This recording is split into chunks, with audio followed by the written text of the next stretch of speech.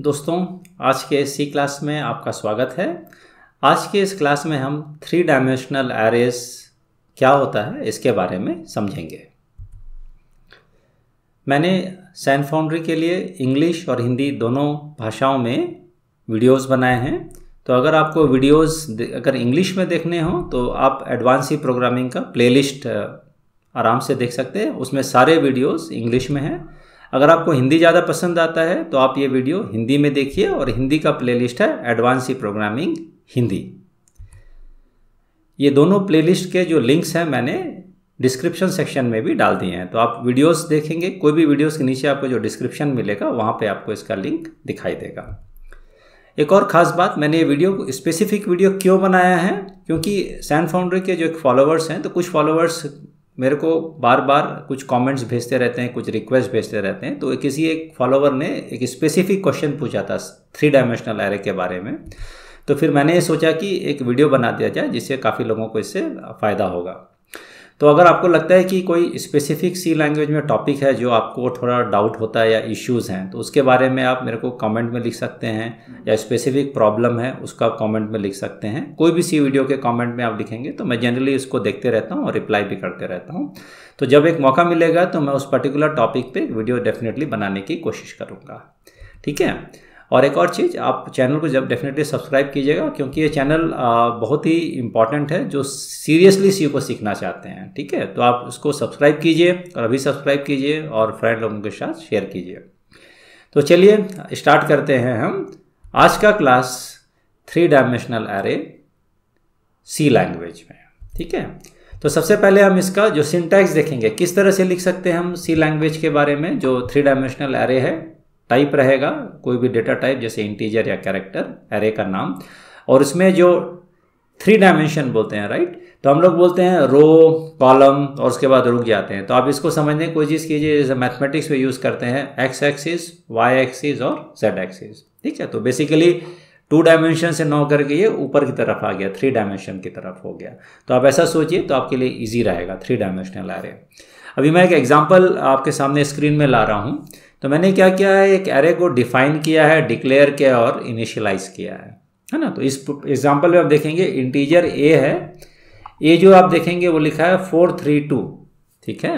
और 432 का क्या मतलब है, 4 रो हैं, 3 कॉलम है और हर कॉलम एंट्री में 2-2 एलिमेंट है। तो वो आपका जेड एक्सिस वर्टिकल प्लेन वो वाला डायमेंशन बन जाएगा, ठीक है। लेकिन ये जो एग्जाम्पल लिखा है ये बहुत ही बेकार एग्जाम्पल है। अब आप पूछेंगे बेकार क्यों है ना। बेकार इसलिए क्योंकि अगर आप इसको पढ़ेंगे 11, 12 ऐसा करके जो लिखा मैंने नंबर, आप इसको जब पढ़ेंगे तो आपको समझ में नहीं आएगा कि कौन सा एलिमेंट क्या है। तो इसको हम बोलते हैं रीडेबिलिटी एस्पेक्ट। जब आप सॉफ्टवेयर इंजीनियरिंग करते हैं, प्रोग्रामिंग करते हैं, आपने तो इनिशियलाइज कर दिया, कोड वर्क भी करेगा, कंपाइलर भी हैप्पी है, खुश है। लेकिन इस प्रकार का अगर आप कोड लिखेंगे तो आपको लगेगा मैंने लिख दिया है। आप चूंकि आप फर्स्ट टाइम लिख रहे हैं और अभी प्रोग्राम कर रहे हैं, आपको सब याद है नंबर्स, लेकिन आप कुछ महीने बाद या कुछ साल बाद जब कोड को मेंटेन करते हैं हम लोग कंपनीज में, तो जब उसको देखेंगे तो आपको लगेगा कि अरे ये तो मेरे को समझ में नहीं आ रहा है कि कौन सा क्या है, A0 क्या है, A1 क्या है, ऐसा करके, है ना। तो सबसे इंपॉर्टेंट चीज़ ये है कि इनिशियलाइजेशन तो ईजी है एक बार के लिए, लेकिन उसको समझें कैसे। मैं अगर पूछता हूँ एक क्वेश्चन कि ठीक है मेरे को आप 3rd रो का एलिमेंट्स बताओ या 4th रो का एलिमेंट्स बताओ, तो बहुत कन्फ्यूजन हो जाएगा ना। तो हमको ये समझना है कि इसको कैसे विजुअलाइज करें, कैसे मतलब रियली जान सकें। तो ऐसा कोडिंग हमको नहीं करना है। तो आप इसको इम्प्रूव कैसे कर सकते हैं, देखिए। अगर आप इम्प्रूवमेंट की तरफ ज़्यादा ध्यान देंगे तो आपके लिए ईजी रहेगा। तो मैंने क्या किया है, अभी मैंने इस ब्रैकेट्स डालना चालू कर दिए हैं, ठीक है। ये ब्रैकेट्स आप देखिए, अगर आप ये ब्रैकेट्स डालते हैं तो आपका प्रोग्राम रीडेबल रहता है। रीडेबल मतलब आप पढ़ सकते हैं, समझ सकते हैं। अब मैंने 4 ब्रैकेट्स का पेयर बनाया, 4 लिस्ट बना दिया है, ठीक है। देखिए आप यहाँ से, या 4 सेट बना दिया है ना। क्यों? क्योंकि मैंने इनिशियलाइज किया है टोटल 4 रोज, 4 रोज दिख रहे हैं आपको। और अब बोलेंगे 4 क्यों, आपने इसको 5-6 भी हो सकता था। लेकिन एक और चीज़ ध्यान दीजिएगा, तो हमने कहा 3 कॉलम है और हर कॉलम में 2 एलिमेंट्स हैं, हर कॉलम के स्लॉट में, है ना। तो आप जो देखिएगा तो 3 × 2 6 होता है। तो एक रो में 6 एलिमेंट हो गए, 1 2 3 4 5 6, 1 2 3 4 5 6। तो इस तरह से अगर आप इनिशियलाइज करते हैं तो हाँ आपको लगेगा अब मुझे समझ में आ रहा है कि हाँ ये रो ऐसा और ऐसा है, ठीक है। तो आपको ये ध्यान रखना है। तो इसे आप प्रोग्राम को मेंटेन भी कर सकते हैं। इट्स अ गुड कोड, अच्छा कोड है। क्या इसको और इम्प्रूव कर सकते हैं? डेफिनेटली कर सकते हैं, ठीक है। तो डेफिनेटली कर सकते हैं, क्या मतलब हुआ? अब देखिए मैं एक और इम्प्रूवमेंट ला रहा हूँ इसमें। तो मैंने 2 ब्रैकेट्स पे ब्रैकेट्स डाल दिया है। तो आप देखिएगा ये जो पहला रो था, फिर जो सेकंड रो था, तो मैं बड़े आराम के साथ उस रोज में कॉलम्स, 3 कॉलम है तो मेरे को 3 कॉलम का सेट बनाना है और हर कॉलम में 2 एलिमेंट्स हैं, ठीक है। अगर आप इस तरह से लिख सकते हैं so this is the best, ये सबसे सही है और आपको ऐसा ही प्रोग्रामिंग करना चाहिए। आप ऐसा कोड लिखेंगे या पुराना स्लाइड, मैंने पिछले जो स्लाइड्स में जो 2 अलग लिखे हैं, आप कुछ भी लिखेंगे कंपाइलर खुश रहेगा। कंपाइलर को ब्रैकेट से कोई मतलब नहीं है, लेकिन इंसान को, ह्यूमन बींग्स को बहुत दरकार होती है समझने के लिए। So this is the best code, आपको हमेशा ध्यान रखना है और ऐसा ही जनरली इनिशियलाइज करना है, ठीक है। अब थोड़ा सा और समझने की कोशिश करते हैं कि ऐसा क्या है, हमको क्या जानना ज़रूरी है। तो सी लैंग्वेज मैंने एरेस का वीडियो बनाया है, फिर 2 डायमेंशनल एरेस का बनाया है। तो जो भी आप देखेंगे 1 डायमेंशनल रेगुलर वीडियो या 2 डायमेंशनल, वो आपको देखना जरूरी है क्योंकि उसमें कुछ बहुत इंपॉर्टेंट चीज़ें बताई हैं। ये जो वीडियो ये 3 डायमेंशनल का है, ठीक है, लेकिन फंडामेंटल सेम रहेगा। सी लैंग्वेज क्या करता है? It follows row major order. So जब मेमोरी, रो मेजर ऑर्डर का मतलब है अब जब मेमोरी में इसको डिफाइन करेंगे आप, तो किस तरह से डिफाइन कर सकते हैं, मतलब किस तरह से आप स्टोर कर सकते हैं। तो सी लैंग्वेज बोलता है कि मैं रो बाय रो डेटा को मेमोरी में स्टोर करूँगा, है ना। तो 3 डायमेंशनल एरे में क्या कर सकते हैं? तो सबसे पहले सीक्वेंशियली हमने रो को किया, तो एलिमेंट्स जो होते हैं वो रो वाइज होते हैं सीक्वेंशियली, देन कॉलम वाइज, उसके बाद कॉलम स्टार्ट होता है। क्योंकि कॉलम तो में जनरली एक एलिमेंट होते हैं 2 डायमेंशनल में, लेकिन 3 डायमेंशनल में क्या होगा? कॉलम आ गया और कॉलम में भी इंडिविजुअल एलिमेंट्स आ गए, है ना। तो उसमें क्या है? Number of elements in each column in memory. So सबसे पहले रो, फिर कॉलम, और जो कॉलम में आप देखिएगा कितने एलिमेंट्स है स्पेसिफिक स्लॉट पे, ठीक है। तो 2 हैं तो 2 2, ठीक है। तो अगर आपको रियली में इसको विजुअलाइज करना चाहेंगे कि ये क्या होता है, तो आप एक छोटा सा डायग्राम बना सकता हूँ। तो डायग्राम एक्चुअली सिंपल है, ठीक है। डायग्राम में हम हमेशा लोग 2 डायमेंशनल तो आराम से बना लेते हैं, मतलब कोई भी बना सकता है आपके लिए, ठीक है। तो आप उसको देखिए ब्रेक कर रहे हैं, तो मेरा देयर आर टोटली 4 रोज, 4 रोज हैं तो मैंने 4 रोज बना दिया। अब 3 कॉलम है हमने कहा था, ठीक है, तो ये 3 कॉलम बना गया। तो ये तो सिंपल है, तो इसको तो आप बोल दो कि ये रो वाला डायरेक्शन हो गया, है ना, रोज हो गए। इसको बोल दीजिए ये कॉलम वाला डायरेक्शन हो गया, सो कॉलम्स हो गए। अब क्या है? अब हर कॉलम में 2 2 स्लॉट्स हैं, 2 2 एंट्रीज हैं, राइट। तो आप क्योंकि टेक्निकली ये 3 डायमेंशन ऐसा कुछ होना चाहिए डायमेंशन में, लेकिन चूंकि 2 2 स्लॉट है तो मैं इस मेमोरी को 2 भागों में बांट दिया हूँ, एक ये स्लॉट हो गया और एक ये स्लॉट हो गया, है ना। तो इसको आप पकड़ लीजिए, ये तो 2 2, फिर सिमिलरली एक और नेक्स्ट वाले में ये एक हो गया, ये एक हो गया, ठीक है। क्योंकि हमारा क्या 4-3-2 है, हमारा जो डेफिनेशन है वो है A4-3-2। तो ये तो इजी हो गया। तो आप इसको मेमोरी में ऐसा समझ सकते हैं। इन रियलिटी जो कंपाइल, ये तो ये हमारे समझने के लिए है, हम मेमोरी में ऐसा स्टोर नहीं करते हैं। ये हम डायग्राम जो बनाते हैं नोटबुक में बनाते हैं, ठीक है, हमारे समझने के लिए, क्योंकि ह्यूमन बीइंग डायग्राम से समझ सकता है, शेप से, आकार से समझ सकता है, ठीक है। लेकिन मेमोरी में कंपाइलर कुछ नहीं करता, वो क्या करता है? सिंपल ऐसा समझ लीजिए, एक मेमोरी 0 से स्टार्ट हो रहा है, कंटिन्यूस बढ़ते जा रहा है, बढ़ते जा रहा है, इनफाइनाइट की तरफ चला गया, मतलब ये बढ़ते जा रहा है, ठीक है। तो कंपाइलर इस एरे का एक बिगनिंग बेस एड्रेस बोल लीजिए, जो लोवेस्ट मेमोरी समझ लीजिए, ठीक है, लोअर मेमोरी या लोवेस्ट समझ लीजिए, वहाँ से लेगा और एलिमेंट्स स्टोर करना चालू कर देगा। बस इतना ही करता है, चाहे वो 1 डायमेंशनल एरे हो, चाहे 2 डायमेंशनल हो, 3 डायमेंशनल हो।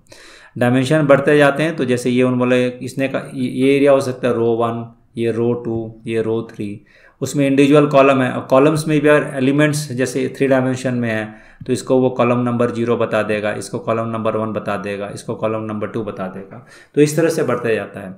मेमोरी रिप्रेजेंटेशन सी प्रोग्रामिंग में सबसे ज़रूरी है। मैंने बहुत सारे वीडियोस पुराने भी किए हुए हैं पहले भी, तो आप देखिएगा मेमोरी रिप्रेजेंटेशन ज़रूरी है। अगर आप मेमोरी रिप्रेजेंटेशन नहीं समझते हैं तो बहुत सारे एरर हो सकते हैं। तो ये तो कॉन्सेप्ट समझ में आ गया। सो अब चलते हैं हम लोग प्रैक्टिकल एग्जाम्पल, एक एग्जाम्पल की तरफ चलते हैं, जिससे हमें ये समझ में आएगा कि ऐसा हम क्यों कर रहे हैं, ठीक है। सो पहला प्रॉब्लम की तरफ बढ़ते हैं। तो आपको ये बताना है कि ये जो कोड लिखा हुआ है 3 डायमेंशनल एरे का यूसेज का कोड है। तो मैंने 3 डायमेंशनल एरे बनाया है, उसको इनिशियलाइज कर दिया है और मैं इसको बोलूँगा कि प्रिंट कीजिए, ठीक है। तो जब हम कंपाइल करेंगे तो क्या वो कंपाइल होगा या फिर वो रियली में रन करेगा या कोई प्रॉब्लम नहीं है और अच्छा सा आउटपुट आएगा। तो आपको ये बताना है कि क्या आउटपुट हो सकता है। आप वीडियो को अभी पॉज कर सकते हैं, वीडियो को पॉज कीजिए, 2 मिनट सोचिए और उसके बाद चालू कीजिए, रिज्यूम कीजिए। ठीक है, तो मैं आपको चॉइस दे रहा हूँ। पहला आउटपुट होगा 43, सेकंड होगा कंपाइलेशन एरर और तीसरा होगा रन टाइम एरर।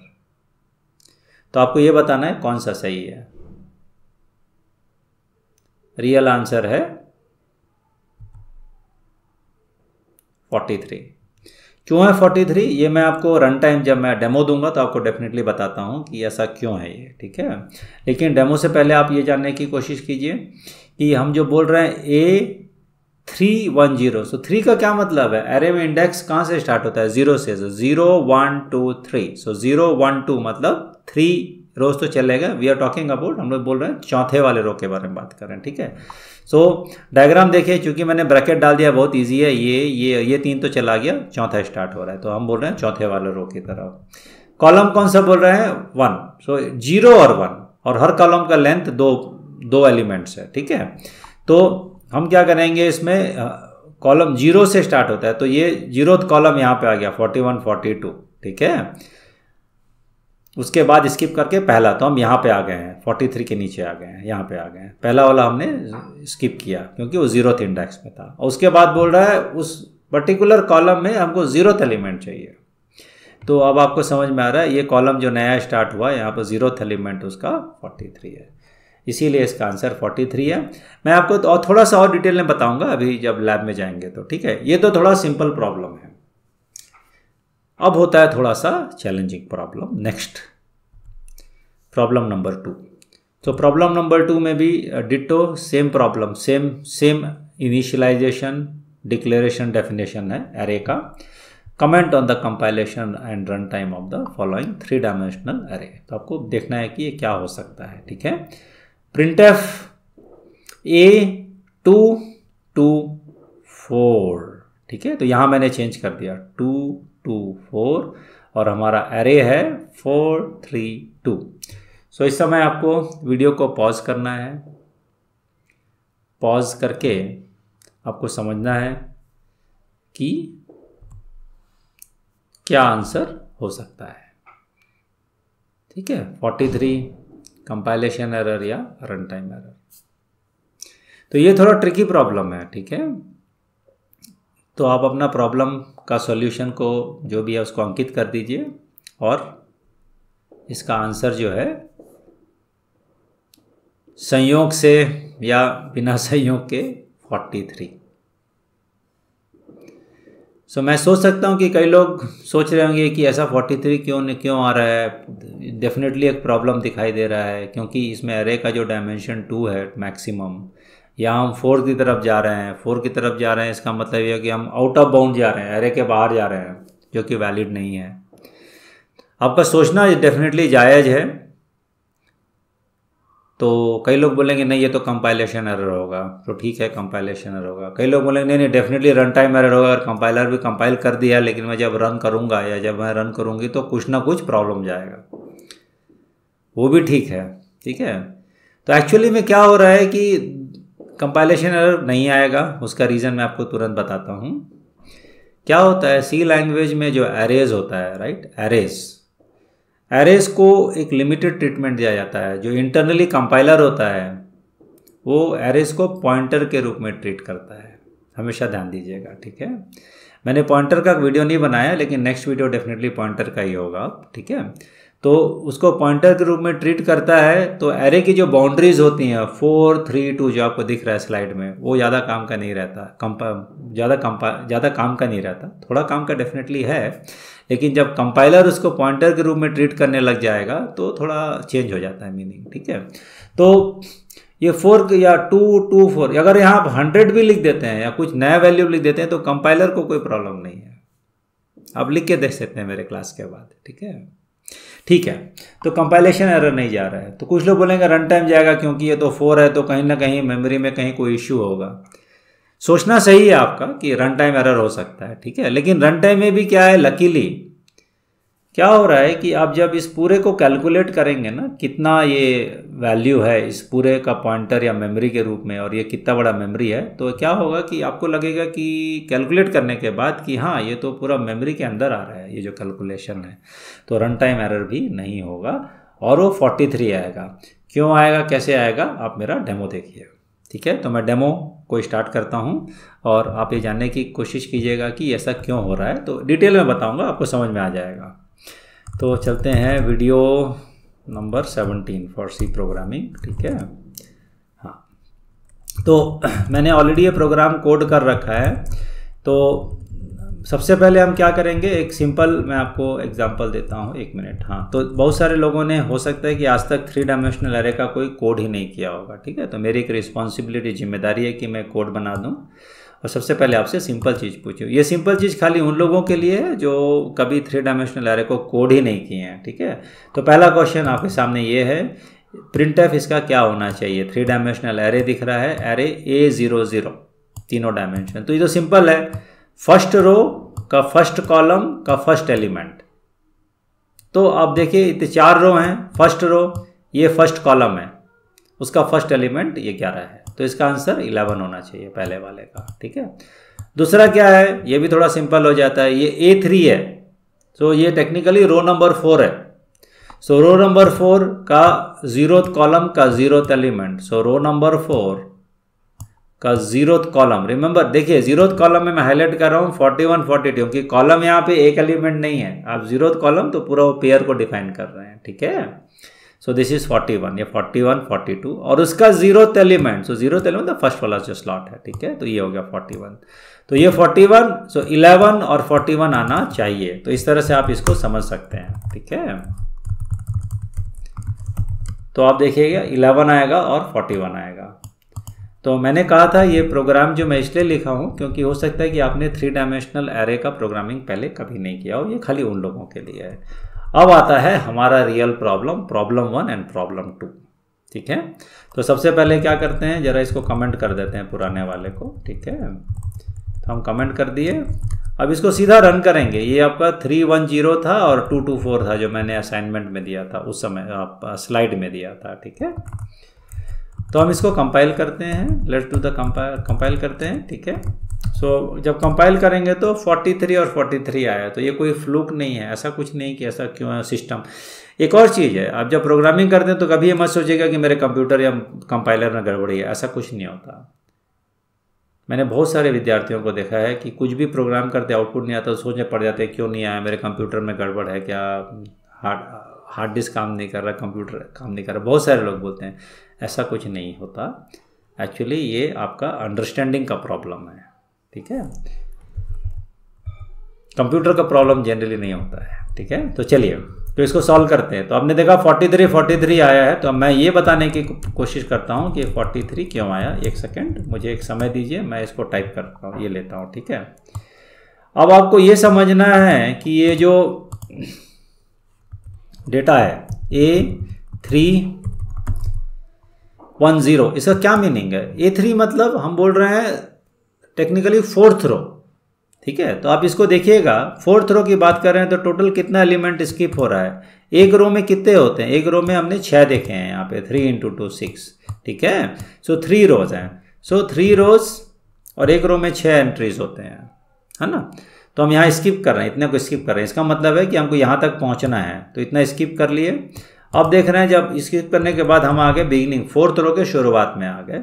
अब बोल रहे हैं 1,0, तो 1 का क्या मतलब हुआ, कॉलम 4th रो में। तब हमको देखना है कि कॉलम नंबर 1, तो 1 मतलब 0 1 है, तो सेकंड कॉलम, तो पहला कॉलम स्किप कर रहे हैं। इसका कॉलम का लेंथ क्या है, 2 एंट्रीज हैं, 2 एंट्रीज 2 हैं। ठीक है, तो अब हम क्या करेंगे, फर्स्ट कॉलम है उसका 2 एंट्रीज है, तो इसको स्किप, तो यहाँ पे आ गए, ये मीनिंग हो गया। और उसके बाद वहाँ पे पहुँचने के बाद हम जब पहुँचेंगे तो 0th एंट्री चाहिए जो नेक्स्ट हमारा आ रहा है उस कॉलम में। ठीक है, तो टेक्निकली 0th की बात कर रहे हैं, तो ये जो वैल्यू हो गया इसको करेंगे तो 3 × 6 = 18, 18 हो गया, ये 2 हो गया और ये 0, सो कुल मिला करके ये हो गया 20। सो 20th एंट्री, तो 20th एंट्री क्या है, ये 18 हो गया, 0 से स्टार्ट हुआ है ना, तो ये हमारा 43 आ जाएगा। सो 20 एंट्री को बेसिकली 20th एंट्री का मतलब है कि 20 को स्किप करके 21st की तरफ जा रहे हैं ना, तो 20th एंट्री हो गया। सॉरी, अब 0 से स्टार्ट कर लीजिए, मीनिंग एक ही है, नो प्रॉब्लम।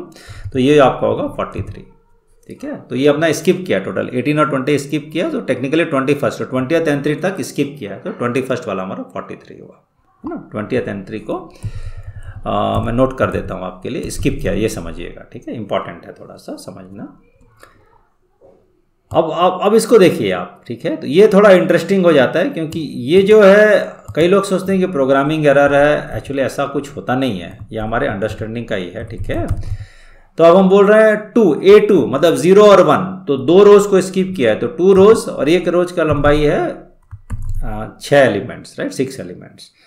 सिमिलरली ये बोल रहे हैं 2, सो टेक्निकली कॉलम नंबर 3 0 1 2, सो 0 1 को हमने स्किप किया है, ठीक है। सो 0 1 को स्किप किया है, तो 2 रोज को स्किप किया है, और हर रो में 2 एंट्री होता है, तो इंटू 2 प्लस, अब हम सीधा स्किप करके बोल रहे हैं 4th स्लॉट 0 1 2 3 4, सो 4 को स्किप करेंगे टोटल, ठीक है, स्किप करेंगे। उसके बाद जो नेक्स्ट होगा उतना वो हमारा वैल्यू होगा, तो टोटल इतना स्किप करेंगे। कितना स्किप करेंगे? 2 × 6, ये देखिए ये हो गया 12, ये हो गया 12 plus 2 × 2, 2 × 2 is this one 4 plus 4, so total कितना हुआ? ये भी 16 20th, राइट।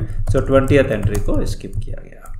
तो टेक्निकली 21st की तरफ जा रहे हैं, या इंडेक्स अब 0 से स्टार्ट करेंगे तो 20th बोल लिए, मीनिंग सेम है, तो ये भी 43 है, ठीक है। तो इस तरह से आप देख रहे हैं तो 43 हो रहा है, राइट। तो आपको ये समझना है कि पहला चीज़ कि जब आप 3 डायमेंशनल एरे अगर आप समझ सकते हैं मेमोरी में वो कैसा स्टोर्ड है, तो आपके लिए प्रॉब्लम सॉल्व करना आसान हो जाएगा। तो मेमोरी रिप्रेजेंटेशन सबसे इंपॉर्टेंट रहता है, ठीक है। एक और बात, जनरली बहुत सारे लोग 3 डायमेंशनल प्रोग्रामिंग ज़्यादा यूज़ नहीं करते हैं सी लैंग्वेज में, क्योंकि दूसरे प्रोग्रामिंग लैंग्वेजेज हैं जो साइंटिफिक कंप्यूटिंग के लिए या मैथमेटिकल प्रॉब्लम सॉल्विंग के लिए थोड़ा ज़्यादा बेटर होते हैं, ठीक है। लेकिन हमारा टॉपिक था 3 डायमेंशनल एरेस, ओके। सो आशा करता हूँ कि ये आपको थोड़ा समझ में आया होगा, और अगर आप मेमोरी रिप्रेजेंटेशन समझ सकते हैं तो आपके लिए सब कुछ आसान हो जाएगा। सो आज के वीडियो में खाली इतना ही, तो अगले वीडियो में आपसे फिर से मुलाकात होगी। धन्यवाद। वीडियो देखने के लिए आपका धन्यवाद। हमने इंपॉर्टेंट डिटेल्स डिस्क्रिप्शन और कमेंट सेक्शन में डाल दिया है। अगर आपको ये वीडियो पसंद आया तो ज़रूर से लाइक कीजिए। हम हर हफ्ते एक वीडियो रिलीज़ करेंगे, इसलिए आप सैन फाउंड्री चैनल को सब्सक्राइब कीजिए और नोटिफिकेशन बेल को ऑन कीजिए।